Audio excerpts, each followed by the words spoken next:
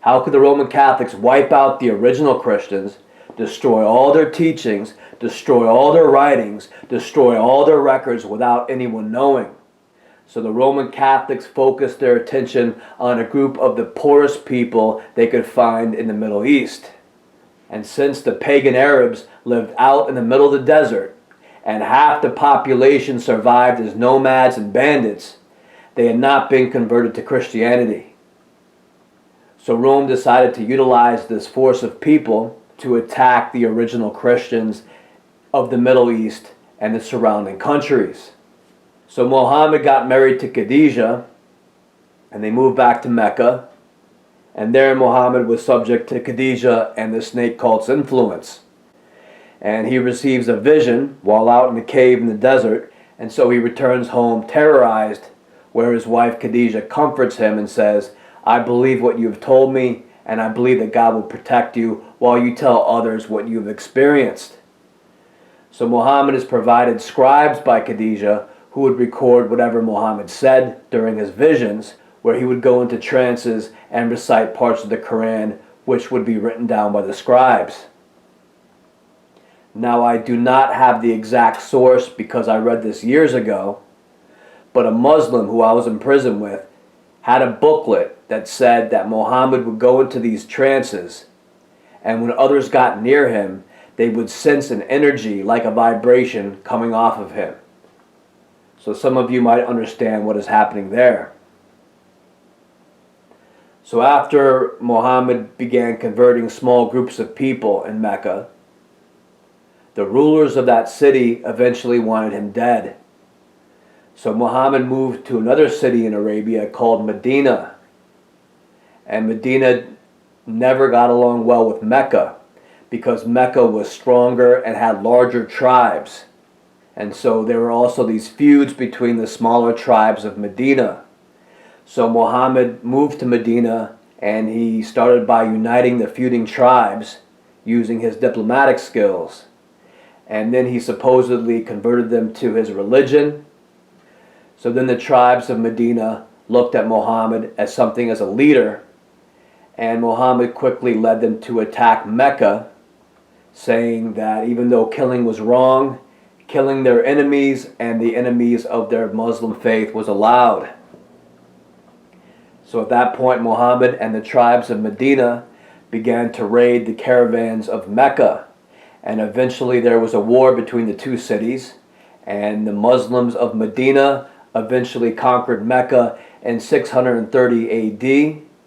And so then they had a united Muslim Arab state. So Muhammad was about 60 years old then, and he quickly dies a couple of years later. So I don't know, 60 years old seems kind of young to die. So my guess is that the Roman Catholic snake cult wanted to replace Muhammad as the military leader of the Nation of Islam.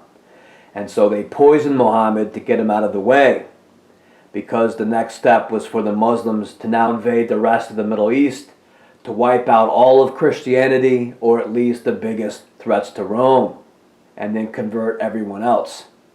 So maybe Muhammad would have become something of a problem to them, him being a religious prophet, and the cult now wanted Muhammad out of the way and the military to take control. And so they found a series of Muslim chiefs who would make this possible.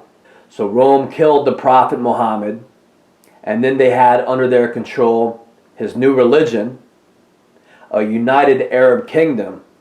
They now had a military force of Middle Eastern men, and they would take all of this and invade the Middle East and the surrounding countries that were now Christian, and force everyone into accepting the religion of Islam and the Islamic governing class. So the Roman Catholic Church remained in the shadows, but you could see the Roman Catholics' influence in the Muslim religion if you look at secret societies like the Freemasons. So I will quote a man named James D. Shaw, S-H-A-W, who wrote in his book called The Deadly Deception, and I quote, "The Scottish Rite includes 29 degrees beyond the Blue Lodge, culminating in the 32nd degree.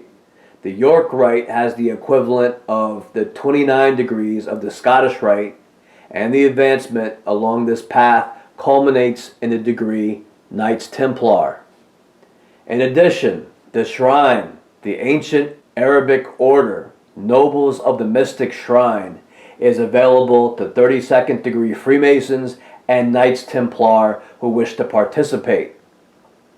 Then on page 74 of The Deadly Deception, James D. Shaw continues, "The Shrine, the show army of Masonry, maintains a very high profile.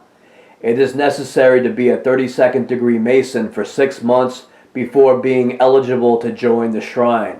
With the Quran on the altar, we sealed our solemn oaths in the name of Allah, the God of Arab, Muslim, and Mohammedan, the God of our fathers." So for high-ranking Freemasons, they have a lodge called the Shriners, or the ancient Arabic order of the Nobles of the Mystic Shrine. And these Freemasons swear oaths on the Quran to Allah, the God of Arab Muslims, instead of on the Bible. So this is how much the Roman Catholics and their secret societies hate Christ, because they knew Christ won the war against the cult, and he taught everyone the truth. And then the original Christians began to take action and do the very same thing, not by invading and killing the people of the Middle East, yet by healing and teaching them. So the Roman Catholic Church used the Muslim army to conquer the original Christians and stop the global uprising against the snake cult. And here I quote a member of the cult named Albert Pike, who was a Confederate general and a 32nd degree Freemason. And he says on page 53 of his book, Morals and Dogma, "When Christianity had grown weak, profitless, and powerless, the Arab restorer, an iconoclast, came like a cleansing hurricane. But Khaled, the sword of God, who had marched from victory to victory, exclaimed to his wearied soldiers, 'Let no man sleep. There will be enough rest in the bowers of paradise. Sweet will be the repose, never more to be followed by labor.' The faith of the Arab had become stronger than that of the Christian, and he conquered." So in high-level Freemasonry, the Muslim religion is highly respected for its role of displacing true Christianity with the Roman Catholic-controlled Nation of Islam. Because at their core, the Freemasonic brotherhoods, the military orders, and the Roman Catholic priests hate Christ, who all but destroyed them.